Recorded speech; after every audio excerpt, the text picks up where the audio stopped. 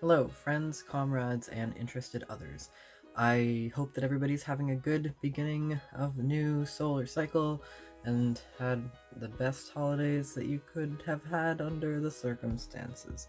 I am going to be making more of the Organizing 101 videos coming soon, but I want to take a break from that just to make a video about a special interest of mine, and that is the Enneagram. So I'm going to get into explaining what the Enneagram is. It's kind of complicated, but also really simple, and basically it's a personality analysis tool, but it's also a vaguely spiritual personal development framework, and it's not astrology, and it's not the Myers-Briggs, and it's nothing like either of those two things.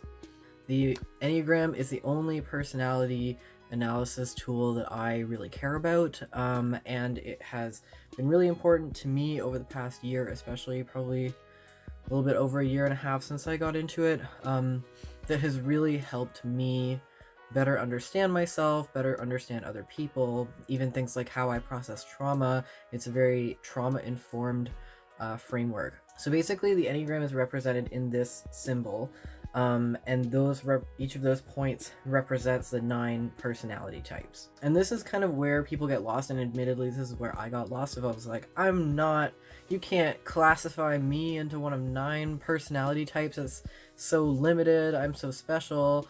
I wound up being a 4. But the thing is that the 9 personality types doesn't dictate like everything about your personality or who you are as a person. I would describe it that it's more about your priorities in life, how you show up in relationships to other people, and the social role that you fill, and also how you process trauma. My friend Micah is the person who got me into the Enneagram, and they also bought me this book, which is The Wisdom of the Enneagram, The Complete Guide to Psychological and Spiritual Growth for the 9 Personality Types by Don, Richard, Riso, and Russ Hudson. And this book is extremely in-depth. It has maybe friggin' 20 pages on each of the types. So the 9 personality types of the Enneagram have a bunch of different names, but I'm just going to use the name that is most commonly associated with each of them. Like, for example, personality type 1 is generally called the reformer, but it can also be referred to as the teacher, the activist, the crusader, the moralist, the perfectionist, or the organizer. But basically, to summarize them, type 1 is the reformer, type 2 is the helper, type 3 is the achiever, type 4 is the individualist, type 5 is the knower, type 6 is the loyalist, type 7 is the enthusiast, type 8 is the challenger, and type 9 is the peacemaker. And of these 9 personality types, it then kind of gets divided into 3 categories of 3. That is the head, heart, and gut center. These are also known as the thinking, feeling, and instinctual variants. So numbers 8, 9, and 1 are in the gut center, numbers 2, 3, and 4 are in the heart center, and numbers 5, 6, and 7 are in the head center. Within these triads, there's also a similarity in their core motivating emotion. And so the core motivating emotion for the gut center is anger. The core motivating emotion for the heart center is shame, and the core motivating emotion for the head center is fear. Also, when it comes to types, there's also like wings of the types, and so people will have one type, but then they'll also have a subtype of one of the types that's next to them in the diagram. And so for me, I am a 4 wing 3, and you can kind of be like any kind of wing. You can be a 6 wing 7, or a 7 wing 8, or a 8 wing 7, and so that just kind of more deeply informs the specific variations of the personalities. The thing that I've found really useful about the Enneagram is I feel like when you figure out what your personality type is, and then you read all the information and descriptions of your personality type, it like reads you in a way that is extremely brutal but necessary. Like, it will bring up things to you that are probably things that you don't like about yourself, things that you don't want to like see or like admit to about your personality, or possibly even things that you've been criticized for by other people but have just been like a blind spot for you. So it is a pretty brutal, like, this is how it is for all of the personality types. And the other really cool thing about the Enneagram is that it shows you what healthy and unhealthy look like for different people. So included in that Enneagram diagram are paths of integration and disintegration, or paths of growth and stress, depending on how you want to talk about it. But basically, each of the types then has another type adjacent to it that they will move to under stress, and another type that they will move to when they are becoming healthy or growing. It also has an analysis of potential problem areas or pathologies that come up with the different types or are more likely to occur in the different types. And I'm not someone who really subscribes to psychology as like a valid science. And so, the pathological framework is like you can kind of take it or leave it. But I did find it very interesting to be like, some types are more inclined towards depression or suicidality. Some types are more inclined towards angry outbursts towards other people. And so it's a really good analysis to understand that what unhealthy looks very different among different types of people. And similarly, what healthy looks different among different people. The Enneagram also promotes this idea that every different personality type has a different set of gifts that they bring to the world and to community. And so people don't need to all, universally be aiming towards the same thing of what, self-achievement or self-actualization looks like, because it looks very different depending on what your personality is. The other thing that I found really helpful about the Enneagram was it really helped me to better empathize with and understand other people, because I feel like everybody in the world kind of has this tendency to assume that other people, whether we mean to or not, or whether we even know that we're doing it or not, to assume that other people are essentially operating under the same priorities as us, and then kind of judging them based on that. And so the Enneagram is really helpful in understanding that people are not all operating with the same priorities, and people are not all operating with the same needs. And so people can make vastly different decisions in life that are not informed by them just like failing at something or having like an essential shortcoming, so much as the way that you view the world and what your needs and priorities are might be vastly different from how someone else views the world and what their needs and priorities are, but both of you are kind of doing your own thing in accordance with how you interact with the world, and that's fine. And so once I, discovered my own Enneagram type and like deep dove into that, I kind of became fixated with like wanting to know the Enneagram type of everyone else in my life so that I could kind of put it together of like, oh, and that's why you do that, and that's why we interact like this. And so I wound up like getting my whole family into the Enneagram and getting everybody to type themselves. And then I'm like, okay, so my mom's a 2, my brother's a 5, my dad's a 9, and I'm a 4. And it really has been a super helpful tool in like understanding how family dynamics unfold the way that they do, understanding how relationship dynamics unfold the way that they do.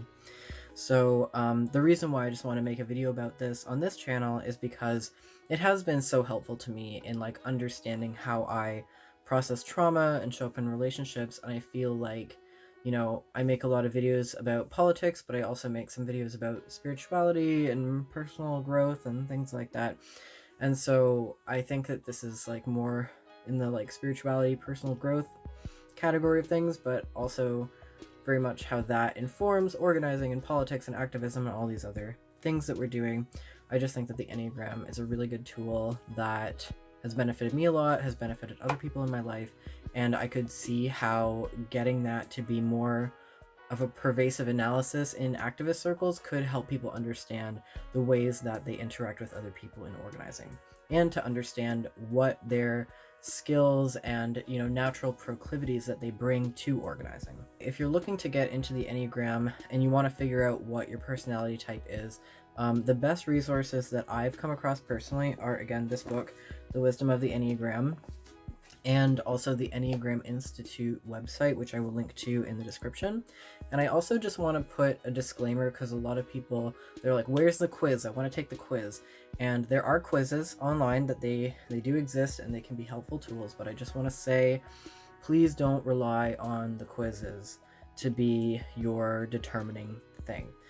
Because that's not how the Enneagram is meant to work. It's supposed to be a self-identified thing. So you're not supposed to type other people. You're not, even though people have been known to do it, but you're not supposed to project a type onto other people, and you're not supposed to let someone else or some other resource decide for you what type you are. The quizzes can be a tool if you're very new to the Enneagram, and they can just kind of help narrow it down to what type you may be. But honestly, the most effective way of determining what your type is just to read the descriptions of the different types that you think that you might be and see what resonates with you. I find, especially when it gets down to, looking at the paths of integration and healthy and unhealthy, when I read that for the 4, I was initially very resistant to identifying as a 4, which is hilarious because the 4 is the individualist, and so I was originally like, I'm not an individualist, I'm a socialist or a communist, I'm a leftist, I don't believe in individualism, and I'm not like all those other individualists, basically, which is a common thing for 4s to do and say in resistance to the Enneagram.